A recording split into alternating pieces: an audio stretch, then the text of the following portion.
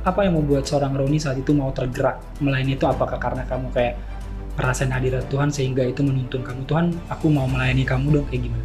Aku berdoa waktu itu nyokap udah sakit. Nyokap 2019 sakit. Aku ngomong sama Tuhan. Ada nggak pengalaman-pengalaman ketika worship bareng sama keluarga, tiba-tiba lawatan Tuhan? Sering dinyanyiin sama nyokap yang diminta lagu itu terus. Waktu Tuhan. Waktu Tuhan pasti yang terbaik. Dan pas gue nyanyiin lagu itu di Coba 3 kali gagal, waktu Tuhan juga yang bawa kamu ke Indonesian Idol. Apakah kamu percaya itu, Ron, atau kayak gimana? Apakah ada pengalaman background kamu juga di gereja dengan kamu worship leader, sehingga kamu juga punya pengalaman menyanyi, sehingga akhirnya ketika di panggung spektakuler kamu sudah percaya diri atau kayak gimana? Menurut kamu?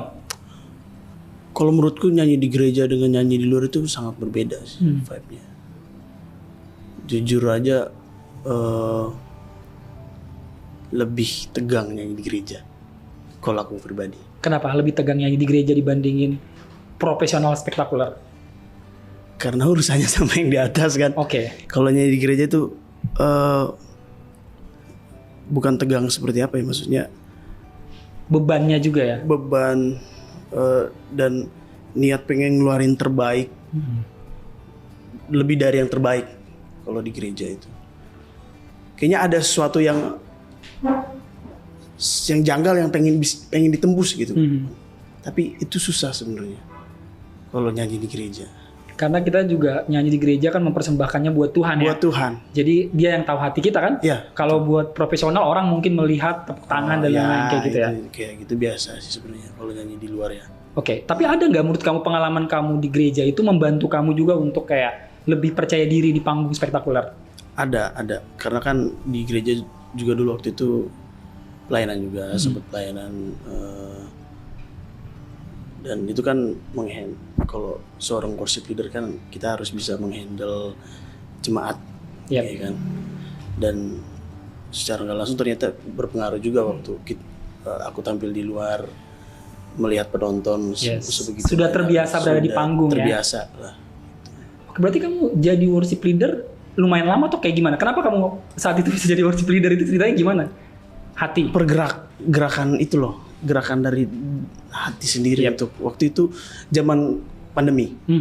Pandemi 2020, nggak tahu kenapa aku berdoa waktu itu nyokap udah sakit. Nyokap 2019 sakit. Dan akhir tahunnya nggak tahu ada gimana terus aku ngomong sama Tuhan jadikan aku pelayanmu lebih dari yang biasanya. Biasanya kan aku nyanyi juga di gereja, tapi ya cuma nyanyi gitu aja. Bukan singer, dipanggil untuk nyanyi lah. Dipanggil untuk nyanyi karena dari kecil memang seperti itu. Akhirnya aku ngomong sama Tuhan, bilang, Tuhan, aku pengen jadi pelayanmu gitu. Pengen jadi pelayan yang memang benar-benar melayani di gereja. Apa yang membuat seorang Roni saat itu mau tergerak melayani itu? Apakah karena kamu kayak ngerasain hadirat Tuhan sehingga itu menuntun kamu, Tuhan aku mau melayani kamu dong, kayak gimana? Waktu itu karena awalnya karena nyokap sakit sih. Jadi itu sebenarnya salah satu yang menggerakkan aku untuk kayak benar-benar nyerahin ke Tuhan ya. Untuk berserah sama Tuhan. Kamu doa apa sama Tuhan ketika saat itu nyokap sakit? Tuhan pakai aku, hidup aku, ini suara aku, atau kayak gimana? Waktu itu pas nyokap sakit di rumah sakit, gue berdoa sama Tuhan kasih kesempatan untuk aku membahagiakan dia, membahagiakan mamaku. Mungkin dari suara ini Tuhan waktu itu, mungkin dari pelayananku atau ya apalah, waktu itu aku ngomong kayak gitulah intinya pada saat itu. Dan pada akhirnya masih ingat banget 2020 awal tiba-tiba disuruh jadi singer. Singer dulu berarti ya? Singer dulu pertama, singer dulu. Dikontak sama kakak Rohadi di sana. Hari ini mau gak jadi gini-gini jadi singer gitu. Pas banget. Maksudnya malamnya itu aku berdoa.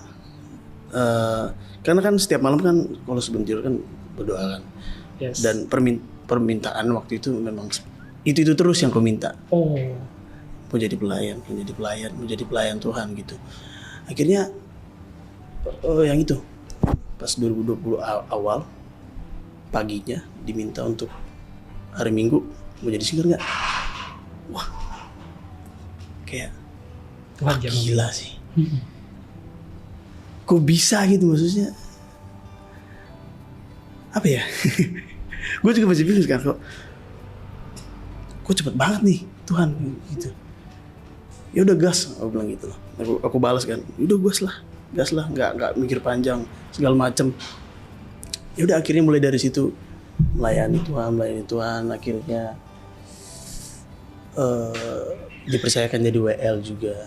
Doa yang dijawab sama Tuhan ya, ketika tadi bro bilang berdoa sama Tuhan, minta Tuhan aku mau jadi pelayannya Tuhan, aku mau nyerahin ke Tuhan kayak gitu. Yeah. Doanya langsung dijawab sama Tuhan. Yeah.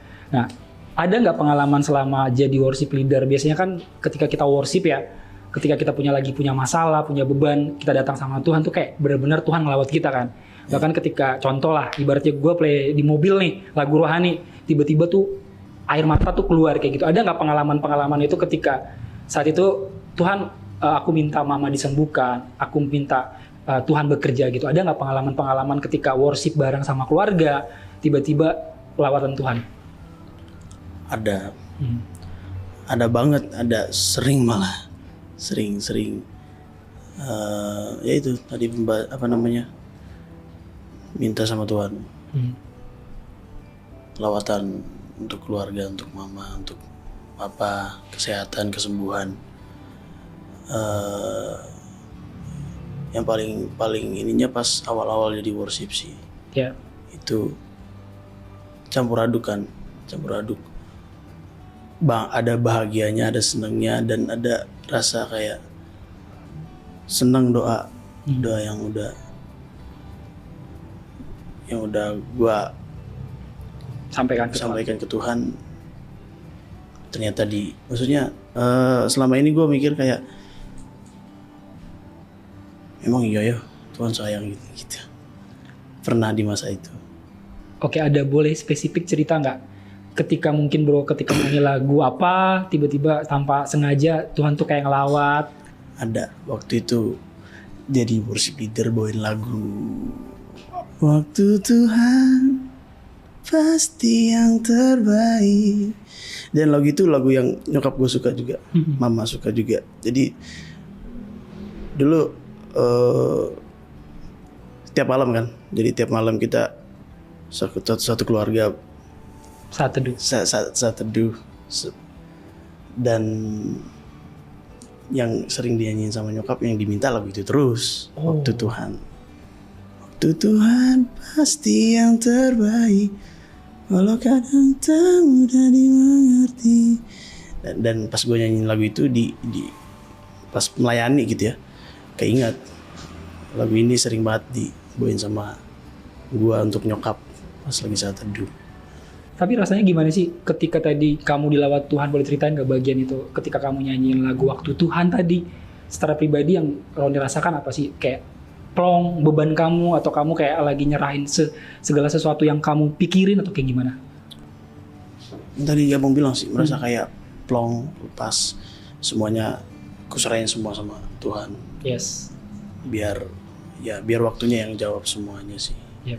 Biar sekuat apapun kita berusaha, kalau bukan waktunya Tuhan sih. Ya susah juga. Boleh nggak kamu nyanyiin lagu Waktu Tuhan tanpa iringan musik juga? Bila kau izinkan sesuatu terjadi, ku percaya semua untuk kebaikanku. Bila nanti telah tiba waktu, ku percaya kuasamu memulihkan hidupku. Waktu Tuhan pasti yang terbaik, walau kadang tak mudah dimengerti, lewati cobaan, ku tetap percaya waktu Tuhan pasti yang terbaik. Berarti waktu Tuhan juga yang bawa kamu ke Indonesian Idol. Apakah kamu percaya itu Ron atau kayak gimana? Sangat percaya.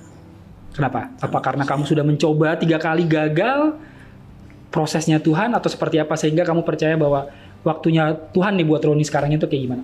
Kenapa gue percaya? Karena dari awal memang serahin semua sama Tuhan. Mulai dari pemilihan lagu, mulai dari gimana gue harus mencari karakter gue itu semuanya karena gue serahin sama Tuhan. Sampai di mana gue lolos di showcase dan waktu itu diselamatin Bang Judika kan, selamatin Bang Judika. yang nggak nyangka juga bisa diselamatin. Sampai akhirnya melewati segala macam tahapnya sampai masuk bottom terus kan, bottom 2, bottom 3 kan saya langganan ya, masuk bottom gitu. Wow. Roni, malam ini kamu tidak aman.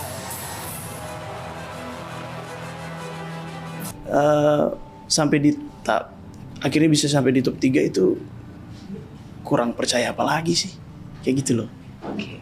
Kalau ngandalin kekuatan kamu ya nggak mungkin ya, ngandalin skill ya. Nggak mungkin banget karena kalau ngandalin skill mereka lebih hebat dari gua, banyak. Yes.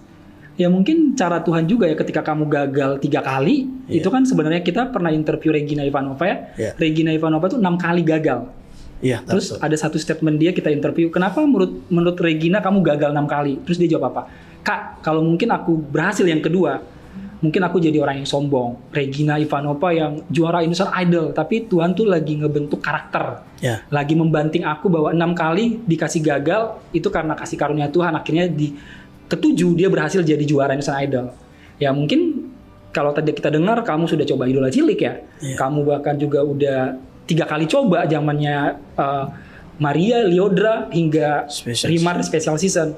Ya tapi seperti yang kamu bilang bahwa ini caranya Tuhan, waktunya Tuhan.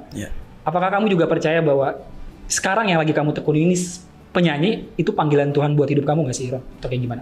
Ya percaya, sangat percaya. Karena dari awal bapakku pernah ngomong gini, kamu punya suara, punya bakat, gunain ini buat kemuliaan Tuhan. Selalu ku ingat omongan bapak sampai sekarang. Dan ya gue percaya sih mulai dari lagu yang gue nyanyiin, dari suara yang gue keluarkan itu bisa memuliakan nama Tuhan juga lewat penyembahan, lewat pelayanan gue. Ya, gitu. Setuju banget. Karena bakat kita, talenta kita ya berasal dari Tuhan, ya kita kembaliin lagi ke Tuhan ya. Nah banyak kan anak-anak muda nih sekarang pengen jadi worship leader, singer gitu kan di gereja. Nah dari pengalaman kamu apa sih? Boleh bagiin tips nggak dari kamu bagaimana biar mereka bisa jadi seorang singer atau worship leader? Sebenarnya gimana ya? Gue juga susah untuk ngomongnya karena jadi seorang WL juga masih sangat banyak kurangnya gitu. Dan nggak pernah akan sempurna. Sepakat. Nobody perfect, kita juga pasti nggak mungkin. Ya kita tahu lah, bahkan seorang pendeta besar aja, orang yang sangat kita bilang rohaniawan aja, bahkan seseorang yang punya terbesar di Amerika, Hillsong aja jatuh kayak gitu kan, dan ngalamin proses kan. Makanya secara pribadi, apa yang pengen kamu sampaikan dalam artian untuk mereka bisa mau, ya walaupun mereka berdosa, mereka punya salah, punya pelanggaran, ya tetap aja mereka mau melayani Tuhan. Apa yang kamu sampaikan? Intinya apa sih ya, ambil kesempatan itu sih menurutku. Karena untuk melayani Tuhan itu sebenarnya jadi WL, jadi singer itu nggak gampang menurutku. Nggak gampang. Ketika ada kesempatan itu ambil. Jangan takut, jangan malu, jangan nanti gue nggak bisa gini-gini ya, gue nggak bisa ngomong, cara ngomongnya nggak usah pikirin itu, yang penting berani dulu aja, berani dan ambil kesempatan, itu sih intinya, itu aja sih. Ambil kesempatan itu, pokoknya serahin hati kita ke Tuhan. Iya. Gitu. Pasti ya, karena ada jalannya. Benar, hanya Tuhan yang menilai hati kita kan. Mungkin bagi orang lu nggak perfect, nggak sempurna, ya tapi kan Tuhan yang melihat hati kan. Manusia mungkin melihat penampilan lo dan lain-lain, tapi Tuhan yang tahu isi hati kita kan. Setiap minggunya, setiap tayangan Super Youth berlangsung, ada ratusan hingga ribuan remaja dari berbagai daerah yang menghubungi layanan doa dan konseling CBN untuk curhat seputar hubungan percintaan, hubungan pertemanan yang toksik, tentang permasalahan di sekolah, dibully, disakiti oleh teman, masalah di keluarga yang merusak gambar diri kamu dan lainnya.